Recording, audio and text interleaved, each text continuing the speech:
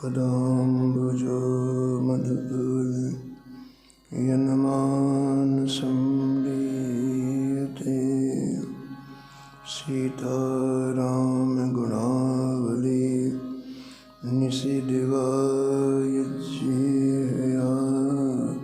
पीयते सीतारामविचित्ररूपमनिशं निश्चक्षुषोरभूषणं सीतारामसुनाम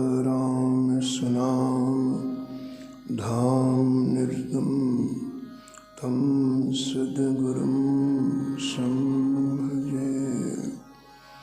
नीलाम्बुजश्यामलकोमलाङ्गं सीतासमारोपितवामभागं काळो महासायकचारुचापं नमामि रामं रघुवंशनाथं।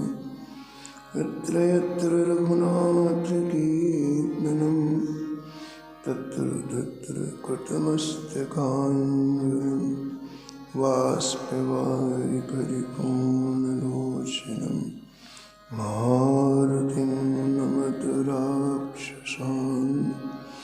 वाञ्छाकल्पतरुभ्यश्च कृपासिन्धुभ्येव च पतितानां पावनेभ्यो श्रीवैष्णवेभ्यो नमो नमः। भक्त भक्ति भगवंत गुरु चतुर्नाम एक, इनके पद वंदन किए नासत विघ्न। हरिजुआय विराजिए कथा सुनो इतिहास, तुम श्रोता या मालके तुम पद रजमम आस। तुम पीछे जो और हैं श्रोता हैं रसखान, जिनके सकल मनोरथ पूरे हो श्री भगवान।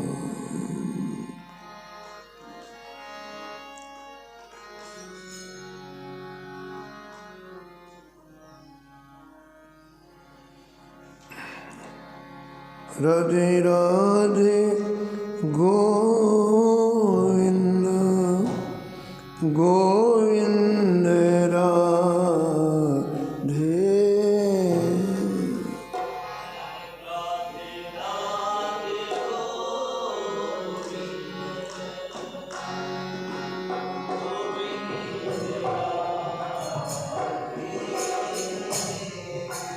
राधे राधे गोविंद गोविंद राधे।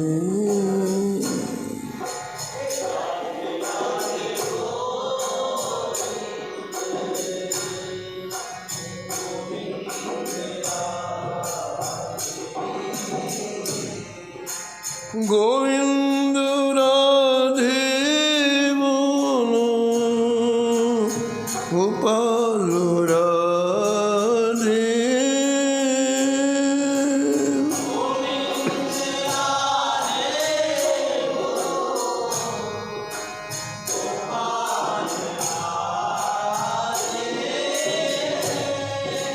राधे राधे गोविंद गोविंद राधे।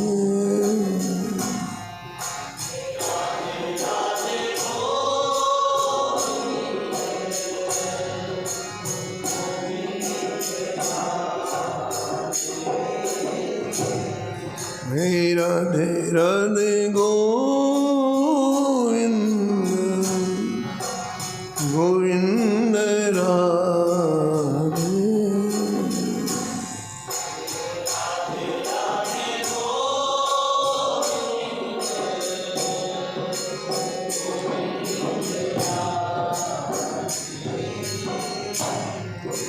गोविंद राधे बोलो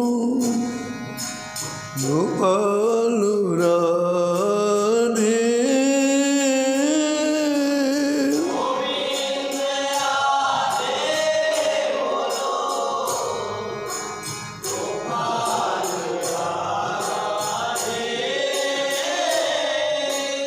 राधे राधे गोविंद गोविंद राधे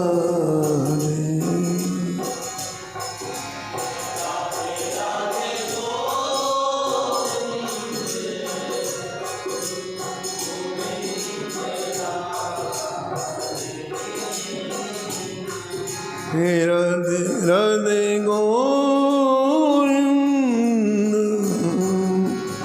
गोविंद राधे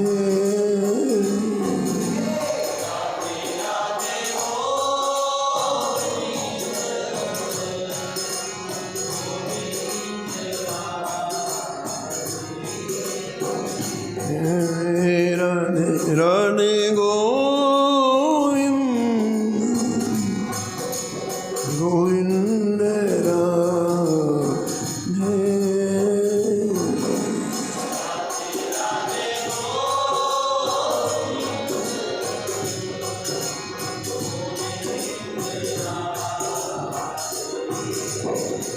श्री जानकी लाल की श्री मंगल मूर्ति हनुमान जी महाराज की सपरिकर श्री भक्तमाल जी की श्री स्वामी अग्रदास जी महाराज की श्री नाभाजी महाराज की श्री प्रियादास जी महाराज की सब संत भगवान की श्री वृंदावन धाम की श्री बाके बिहारी लाल श्री राधा वल्लभ लाल श्री गिरिराज जी महाराज की श्री यमुने महारानी की श्री रामनाम महाराज की श्री महाराज जी की जय जय श्री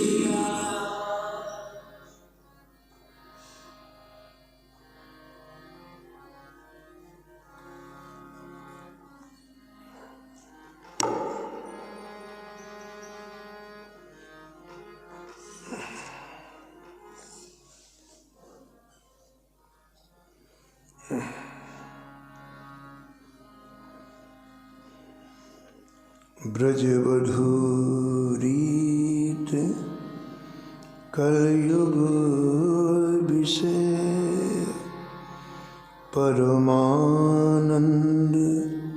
भयो प्रेम केत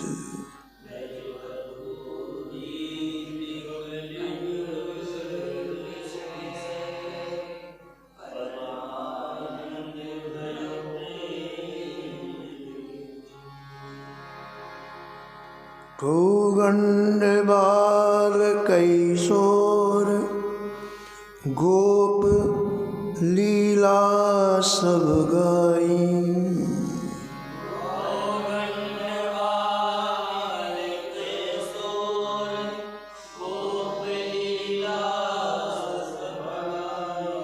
अचरज कहा यह बात हो तो पहले जो सखाई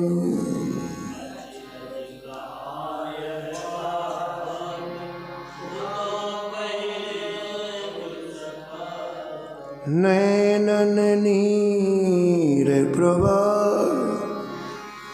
रहत रोमांच रैन दिन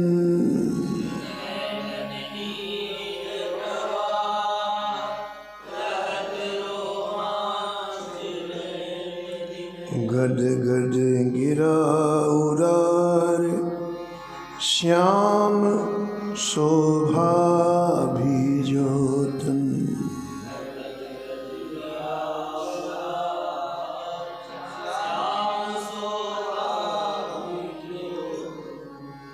सारंग छाप ताकी भई सारंग छाप श्रवण सुनत आवेश देत,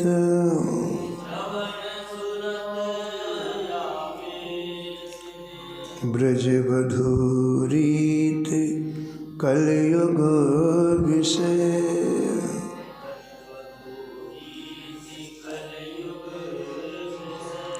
परमानंद भयो प्रेम गीत,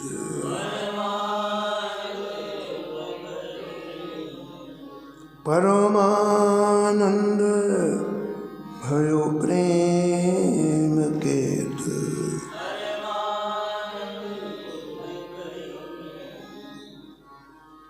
प्रातः स्मरणीय परम वंदनीय श्री भक्तमाल के रचयिता श्री नाभा गोस्वामी जी इस छप्पे में परम भागवत परम रसिक श्री परमानंद दास जी महाराज का स्मरण किया है। और निष्कर्ष के रूप में कहते हैं कि द्वापर युग में जिस तरह ब्रजांगनाओं ने प्रिया प्रीतम के चरणों में अपने आप को निछावर किया, उसी तरह से इस कलयुग में श्री परमानंद दास जी भी प्रेम की ध्वजा हुए।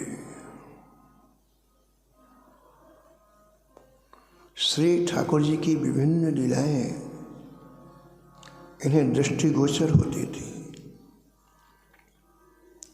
पौगंड अवस्था की लीला, बाल्यावस्था की लीला, कैशोरावस्था की लीला, और उन्हीं लीलाओं का गान आपने पदों के रूप में किया है। श्री नाभा गोस्वामी जी कहते हैं कि इस बात को सुन के आश्चर्य नहीं मानना चाहिए, क्योंकि ये द्वापर युग के श्री कृष्ण के सखा ही तो हैं, जिनकी इच्छा श्री ठाकुर जी के साथ खेलने की पूरी नहीं हुई तो कलयुग में दोबारा प्रकट हुए।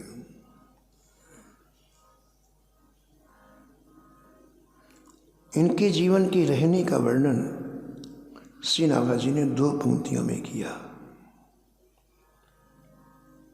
कहते हैं कि इनकी रहनी कितनी अद्भुत थी।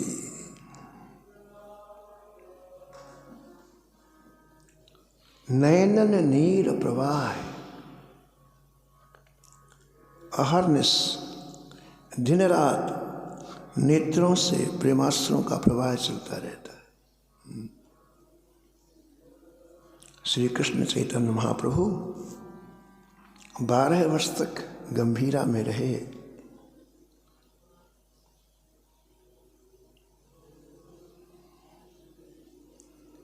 और उस गंभीरा लीला का ऐसा वर्णन मिलता है कि एक बार श्री कृष्ण कहते और 8 घंटे तक महाराज आंसुओं की बौछार निकलती आंखों से। 24 घंटे में एक क्षण का ऐसा समय नहीं रहता जहां तड़फन न हो।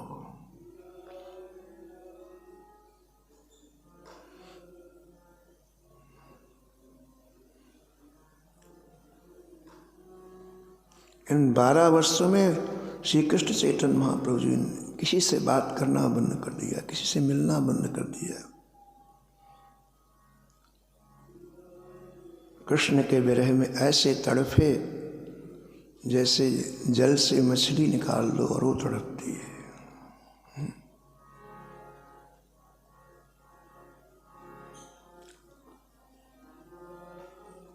महाप्रभु जी के शरीर का एक एक अंग ऐसा दुखता, क्योंकि विरह में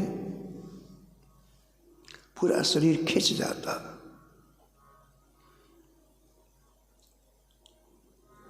इनकी सेवा में एक ही समर्पित व्यक्तित्व था जिसका नाम था गोविंद। समर्पित व्यक्तित्व। गुरुदेव के प्रति कितना समर्पण होना चाहिए, श्री गोविंद जी का पावन स्मरण करके पता चलता है। इन 12 वर्षों में गोविंद ने जो सेवा श्री कृष्ण चैतन्य महाप्रभु की उसका कोई दूसरा उदाहरण नहीं है।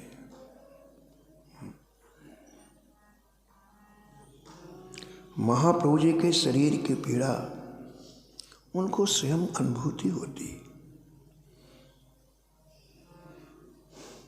पूरा दिन महाप्रभु जी को निहारते रहते, देखते रहते। कैसे सुख मिले महाप्रभु जी को, बस अपना सुख जीवन में रह ही नहीं गया था। अपना कोई खाना नहीं, अपना कोई सोना नहीं, केवल महाप्रभु जी का सुख जीवन में रह गया था। तो पूरे दिन तो महाप्रभु जी तड़पते रहते, हा कृष्ण हा कृष्ण हा कृष्ण। लेकिन रात्रि में 2 और 3 बजे के बीच में, 1 या 2 के बीच में महाप्रभु जी का शरीर इतना थक जाता कि गंभीरा की उस छोटी सी कोठरी में, जो बहुत बड़ी नहीं थी, 8 फीट लंबी थी और 4 फीट चौड़ी थी, उस छोटी सी कोठरी में आप गिर पड़ते, धड़ाम से गिर पड़ते। थोड़ी देर के लिए आपको शरीर की सुध नहीं रहती। उस समय गोविंद को मौका मिलता है और उस छोटी सी कोठरी में प्रवेश करके धीरे धीरे चरण कमलों को सहलाते, सिर में ठंडे तेल की मालिश करते, बाहुएं जो जकड़ जाती उनमें धीरे धीरे तेल का मर्दन करते, पैर के घुटने, पैर के पंजे, इनमें आप धीरे धीरे प्रभु को सुख मिले इस भावना से मालिश करते। आप थोड़ा महाप्रभु जी को विश्राम मिलता और महाप्रभु जी को थोड़ी सी नींद आ जाती, 5 मिनट की, 10 मिनट की। और जितनी देर महाप्रभु जी को विश्राम मिलता, गोविंद गंभीरा के बाहर आकर के बस वही विश्राम करते। विश्राम करते हुए भी उनके कान लगे रहते महाप्रभु जी, कि महाप्रभु जी के मुख से कोई आवाज तो नहीं निकल रही है, मुझे भुला तो नहीं रहे। कैसा जीवन, कैसी सेवा गोविंद ने की। अमर हो गए गोविंद, अजर अमर हो गए।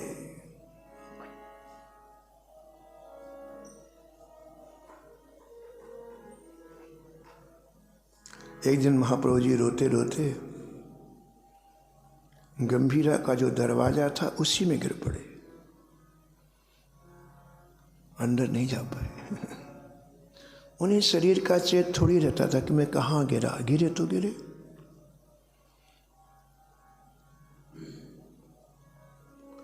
अब बड़ी समस्या आ गई, कैसे शरीर के श्रीअंगों को कैसे सहलाएं, बैठने की जगह नहीं, ऐसे दरवाजे में पड़ गया शरीर, उतनी सी जगह।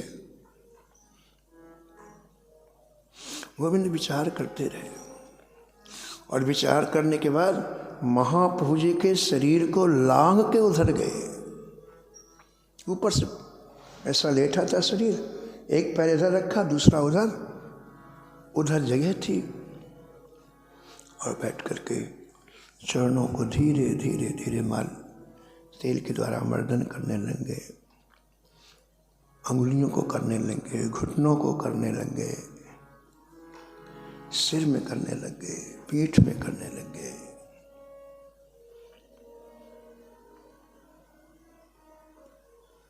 महाप्रभु जी को थोड़ा विश्राम मिला।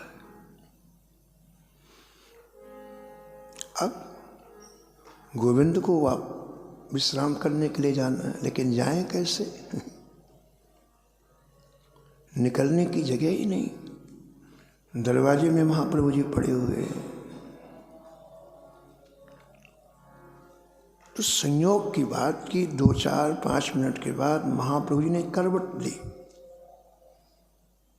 और जैसे करवट ली तो गोविंद ने हाथ जोड़ के प्रार्थना की, जय जय, थोड़ा सा आप इधर हो जाएं तो मैं निकल जाऊं, मैं बाहर निकल जाऊं।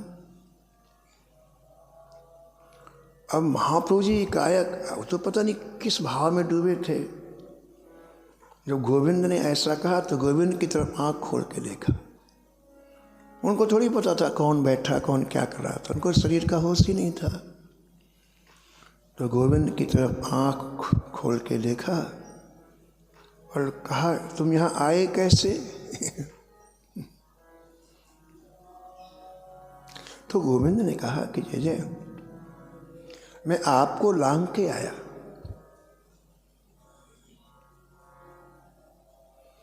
तो महाप्रभु जी ने कहा कि लांग के चले जाओ, जैसे आए थे वैसे चले जाओ। बोले नहीं जय जय, मैं लांग के नहीं जाऊंगा। मैंने संतों से सुना है कि सबके हृदय में श्री ठाकुर जी विराजते हैं, इसलिए किसी को लांघना नहीं चाहिए। तो महाप्रभु ने कहा, जब तुम पहले आ गए तो अब जाने में क्या तकलीफ है तुमको? इतनी सुंदर बात कही गोविंद ने, बहुत सुंदर बात। गोविंद ने कहा कि जय जय, पहले मैं लांग इसलिए आया, आपको सुख देना था। आपके सिर में यदि मैं तेल मर्दन नहीं करता पंजों में, तो कल फिर आप और व्यथित होते। कल फिर आपको इसी तरह से रोना है, इसी तरह से वियोग में व्याकुल होना है।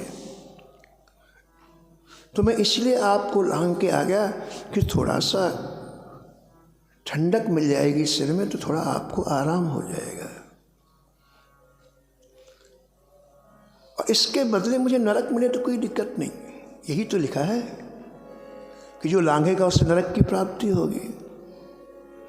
जय जय, आपको सुख मिले और मुझे नरक मिले, वो नरक वंदनीय है। एक पंक्ति लिखी प्रियादास जी ने, बड़ी प्यारी है, बहुत सुंदर लिखा है। पावे प्रभु सुख, पावे प्रभु सुख, हम नरक हूँ गए तो कहा। पावे प्रभु,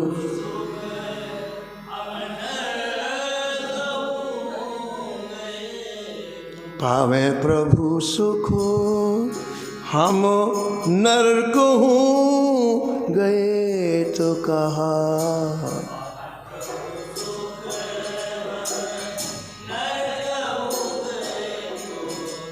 मामू भांजे की कथा में पंक्ति प्रियादास जी ने लिखी है।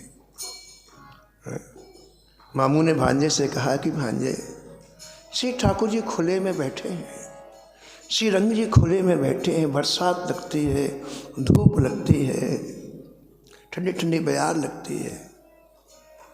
कोई ठाकुर जी का सुंदर सा मंदिर बन जाए तो ठाकुर जी को सुख मिलेगा।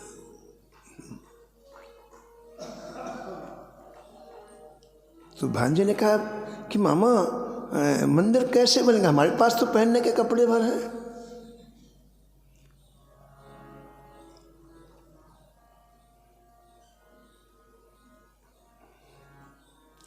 मामू ने कहा, इस सामने है ना, बहुत बड़ा स्थान दिखलाई पड़ रहा है,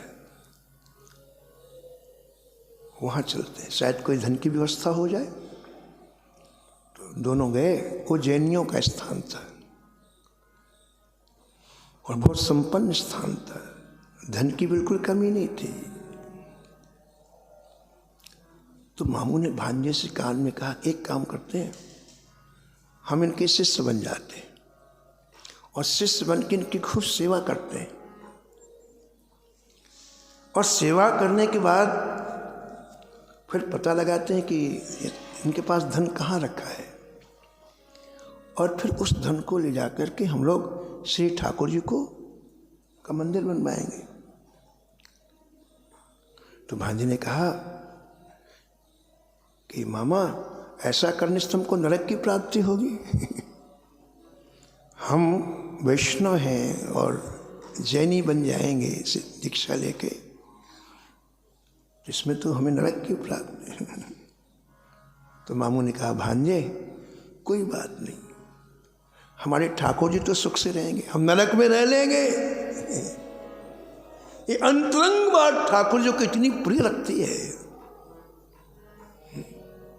आशय अगाध इन भक्त को हरितोषण अतिशय कियो।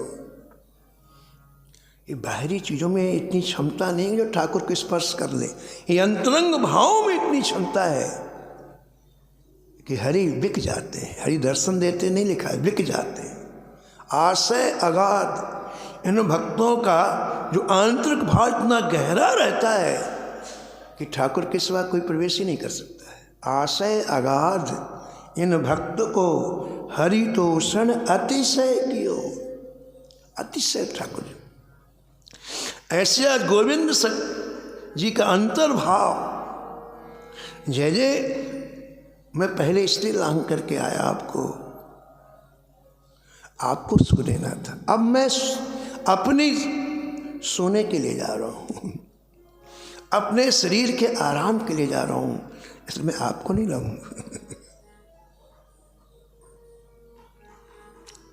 श्री कृष्ण चैतन्य महाप्रभु जी उठे, दोनों आजान बाहु फैलाई और गोविंद को अपनी छाती से लगा के कहा, गोविंद तुम्हें निश्चित कृष्ण प्रेम की प्राप्ति हो।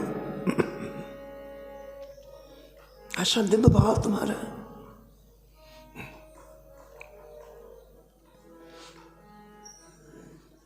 यहाँ श्री नाभाजी महाराज श्री परमानंद दास जी के लिए लिखते हैं, इनके नेत्रों से कभी जल का प्रवाह बंद नहीं होता था। अहर्निश निरंतर नेत्रों से अश्रु बहते रहते। नैनन नीर प्रवाह रहत रोमांच रैन दिन।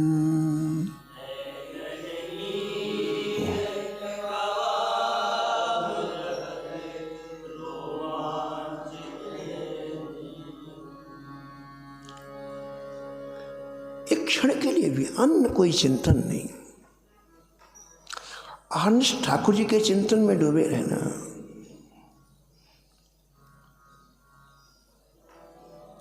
गद गद गिरा उदार श्याम शोभा भीजो तन।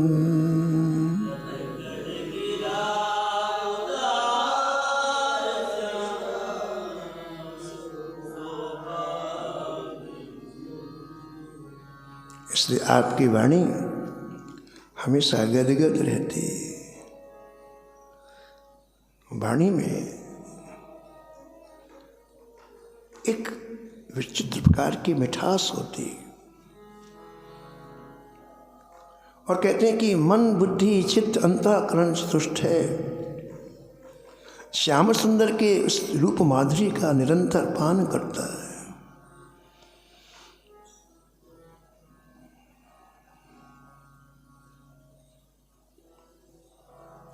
और ऐसी स्थिति में आपने जिन पदों की रचना की, उनमें इतनी ऊर्जा कि सद्या सुनते ही वो काम करते। श्रवण सुनत आवेश देत,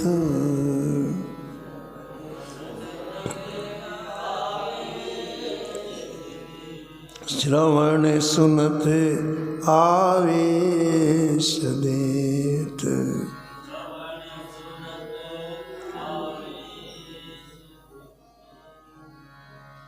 पूज महाराज जी श्रीमद राधा जी महाराज जी सुनाते थे, किसी परमानंद दास जी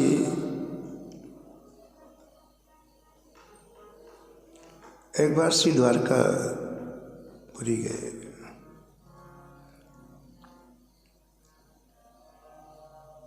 और वहाँ श्री द्वारकाधीश जी का दर्शन करने के लिए गए।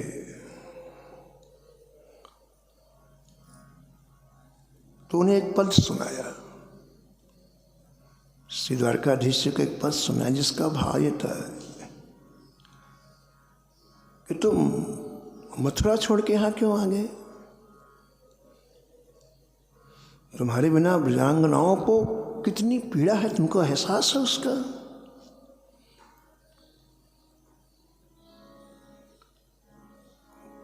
इस भाव को जैसे उन्होंने पद के रूप में वर्णन किया, तो श्री महाराज जी मथुरा दास जी महाराज कहते थे कि ठाकुर जी चल पड़े, पर बोले चलो मथुरा चलते। ऐसी ऊर्जा इनके पदों, श्री ठाकुर जी चल पड़े।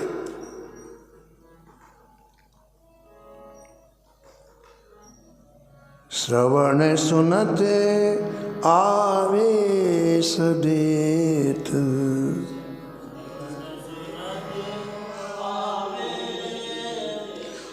ब्रज बधूरीत कलयुग विषय,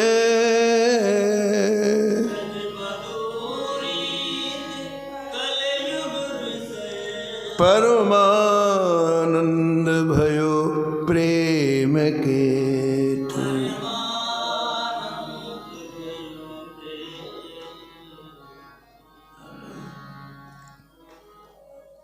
कहते हैं इस कलयुग में प्रेम का निर्वाह होना अत्यंत कठिन है। एक कराल कलिकाल है। जोग यज्ञ व्रतदान तप सबहि लियो कल जीत। जोग यज्ञ व्रत दान तप सबहि लियो कल जीत। सरसत स्वार्थ दम्भ छल सीदत प्रीत प्रतीत। और फिर सामान्य प्रेम पाना कठिन है। और यहाँ नाभाजी महाराज कहते हैं कि गोपियों के सरीखे प्रेम इन्हें प्राप्त हुआ।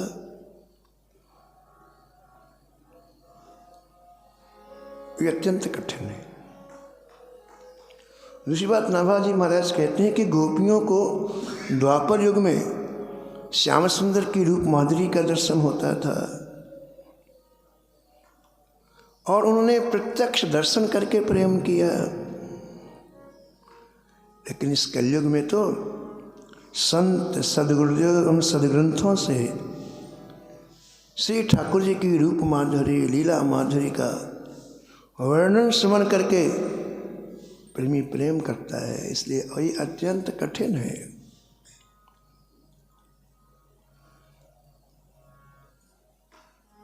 लेकिन श्री परमानंद दास जी महाराज प्रेम की ध्वजा हुए इस कराल कलिकाल में। पौगंड अवस्था किसे कहते हैं? कहते हैं कि पौगंड अवस्था की लीलाओं का वर्णन किया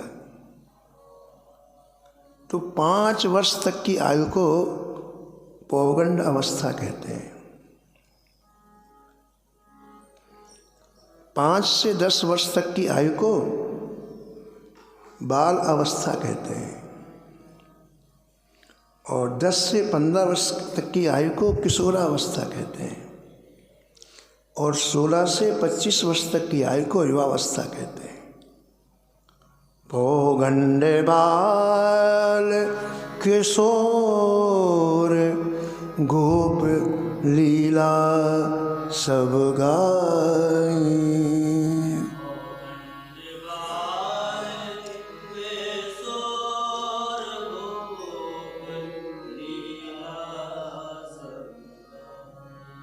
लीला सब गाए।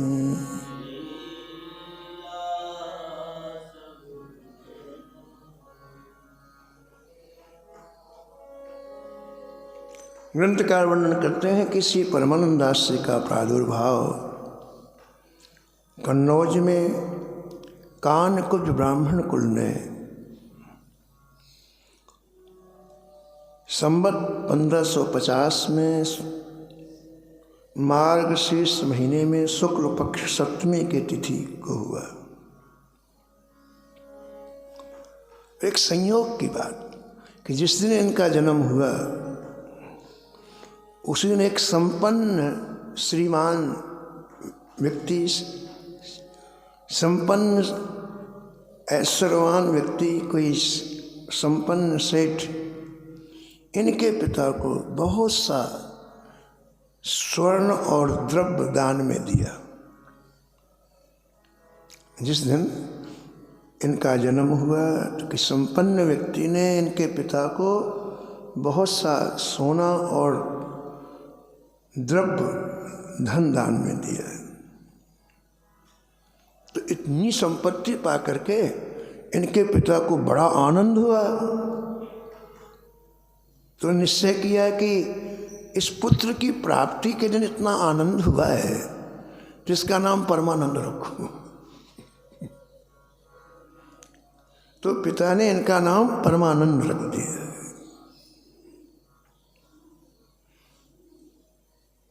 संयोग के बाद समयानुसार आपने नामकरण संस्कार किया, यज्ञोपवीत आदि संस्कार किया और पिता ने इनको प्रारंभिक अवस्था से ही संगीत की शिक्षा दिलाई। इनकी मेधा बड़ी तीव्र थी, तो 5 वर्ष की आयु में ही इन्होंने सुंदर सुंदर मधुर पदों की रचना का प्रारंभ कर दी। और विशेष बात ये थी कि ये पदों को लिखते भी और सुंदर गाते भी। इतना इनका स्वर मीठा था कि इतनी छोटी आयु में बड़ी ख्याति हो गई। लोग सुनने के लिए आने लग गए और छोटी आयु में ही लोग इन्हें स्वामी जी कह के पुकारने लग गए।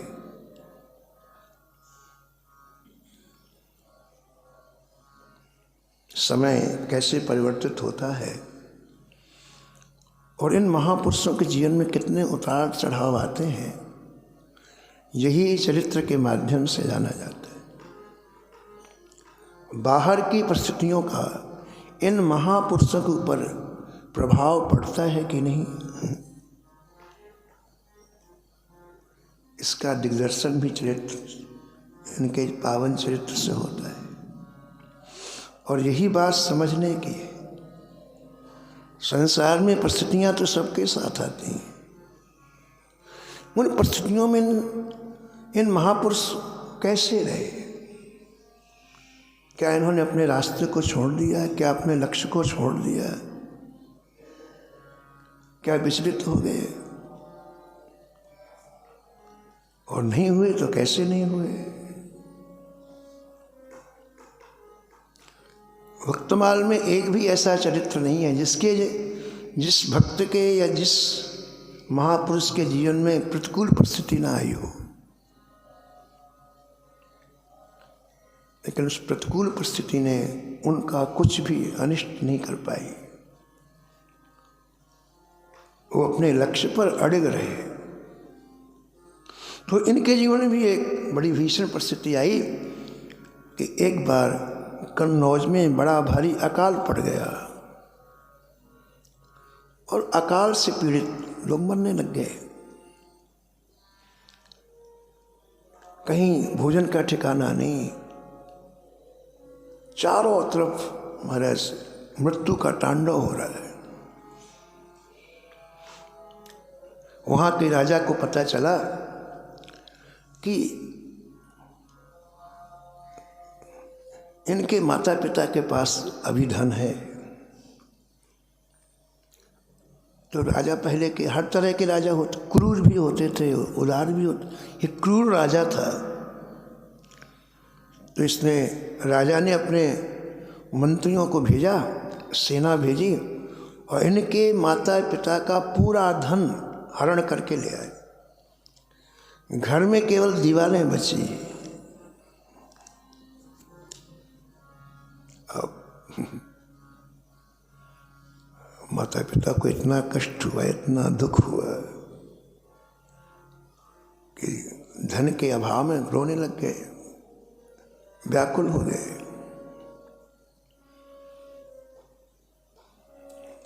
परमानंद दास जी नहीं रोए, और रोते रोते परमानंद दास को बुला करके कहा कि देखो बेटा, हमने धन इकट्ठा करके रखा था, तुम्हारा विवाह करेंगे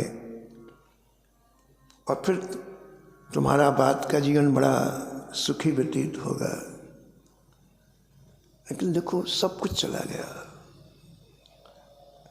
अब आगे हम क्या करेंगे?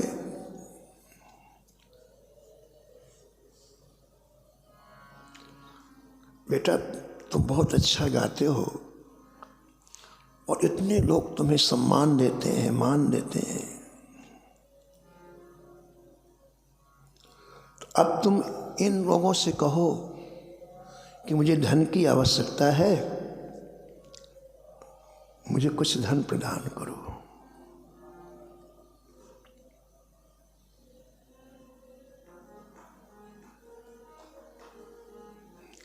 परमानंद जी हंसे। कहा पिताजी, आपने जोड़ जोड़ के इतना धन रखा, काम में आया,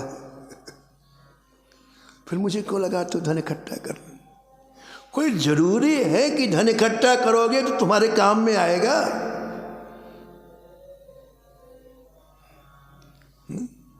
तो जिस धन का कोई विश्वास नहीं है, उस धन के संग्रह में मैं इतना मूल्यवान जीवन क्यों लगा दूं? देखो बाप और बेटे में कितना अंतर है? वो बिलख रहे हैं धन के लिए, व्याकुल हो रहे हैं, प्राण चले गए, धन नहीं गया प्राण, और ये बिल्कुल शांत। और पिताजी के कहने पर उदाहरण दिया, आपने इतना धन एकत्रित करके रखा और काम में आया आपके, तो आप मुझे ऐसी शिक्षा क्यों देते हैं कि मैं इन लोगों से धन की याचना करूं? और पिताजी, न मुझे विवाह करना है, न मुझे धन का संग्रह करना है।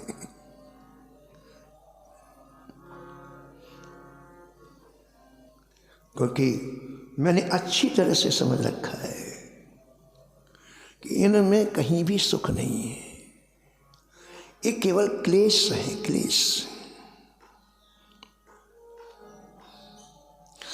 सहज रूप से कोई चीज मेरे पास आ जाएगी तो मैं संत सेवा में लगा दूंगा, ब्राह्मणों की सेवा में लगा दूंगा, लेकिन मैं कभी जीवन में धन के लिए प्रयास नहीं करूंगा। और पिताजी, आपकी उम्र 70 वर्ष की हो गई है, और उचित तो यह है कि आप जिस तरह धन के लिए रो रहे हैं, ऐसा ठाकुर के लिए रोए, ऐसा प्रभु के लिए रोए। एक संत कहते थे, देखो तो कैसी विडंबना है, हम राम नाम लेते हैं, कृष्ण नाम लेते हैं, लेकिन हमको कोई असर नहीं होता है। हमारे हृदय में राम नाम का असर नहीं होता, कृष्ण नाम का असर नहीं होता है, क्योंकि हमने अपने हृदय में इनको जगह ही नहीं दी। जगह तो जड़ वस्तुओं को दी है ना, जगह है संसार के पदार्थों को, इसलिए तो आंसू नहीं आते। हमने जिनको जगह दी, थोड़ा सिर दर्द करने लगे तो हम रोने लगते हैं, उसको चोट लग जाए, वो अस्पताल में चला जाए तो हम रोने लगते हैं। और राम और कृष्ण का नाम लेते हैं, लेकिन इतनी सी जगह हमारे हृदय में उनके लिए नहीं बन पाएगी, इसलिए आंसू गिरते हैं।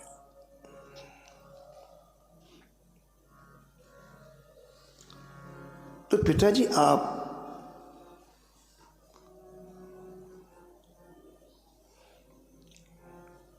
ठाकुर जी का भजन करें।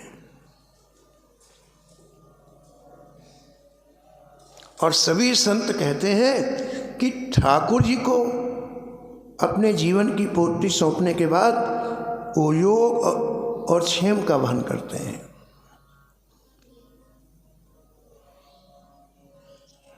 तो फिर आगे की चिंता नहीं रहेगी आपको।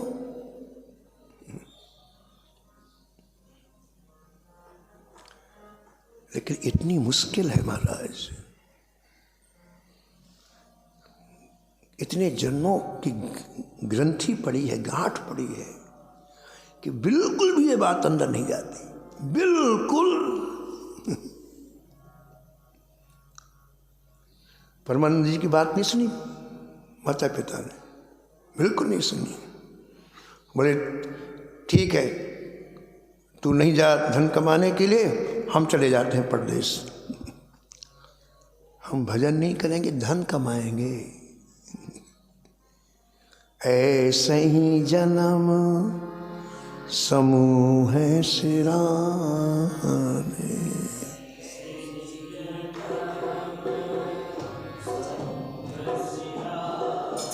बस इसी ग्रंथि ने लाखों लाखों जन्म दिए जीव को, लेकिन नहीं छोड़ता हो। ऐसे ही जन्म समूह है सिराने।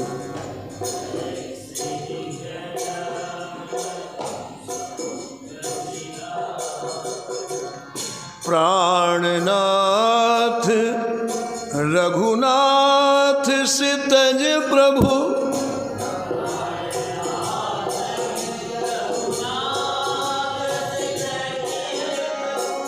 प्राणनाथ रघुनाथ से तज प्रभु।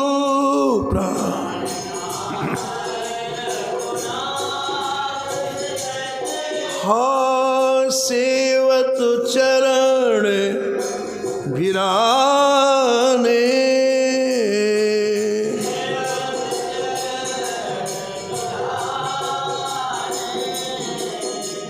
ऐसे ही जन्म समूह सिराने।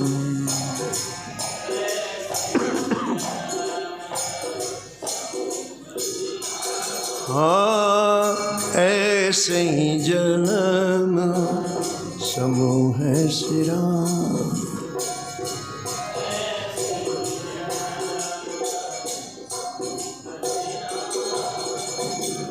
जे कायर कलिकाल भिगोए,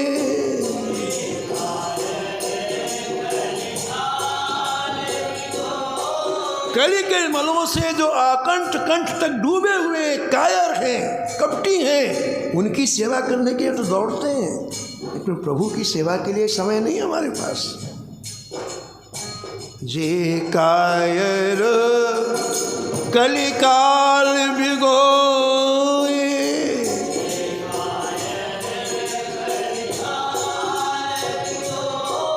केवल कलिमल साने।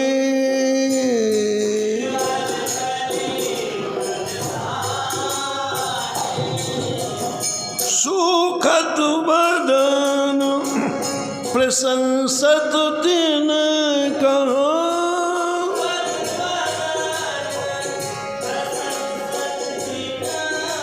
24 घंटे उनकी हाजुरी, 24 घंटे, लेकिन 1 मिनट के लिए हाथ जोड़ने का समय नहीं है। सुखत बदन प्रशंसत दिन कहाँ,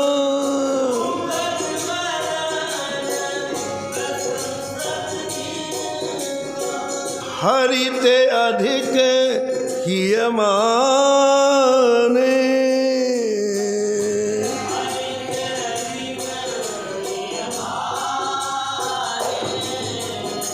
ऐसे ही जन्म समूह सिराने।